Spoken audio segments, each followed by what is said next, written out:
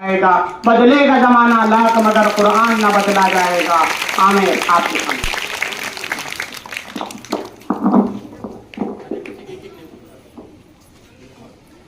أعوذ بالله من الشيطان الرجيم. بسم الله الرحمن الرحيم. أرأيت الذي يكذب بالدين فذلك الذي يدعو اليتيم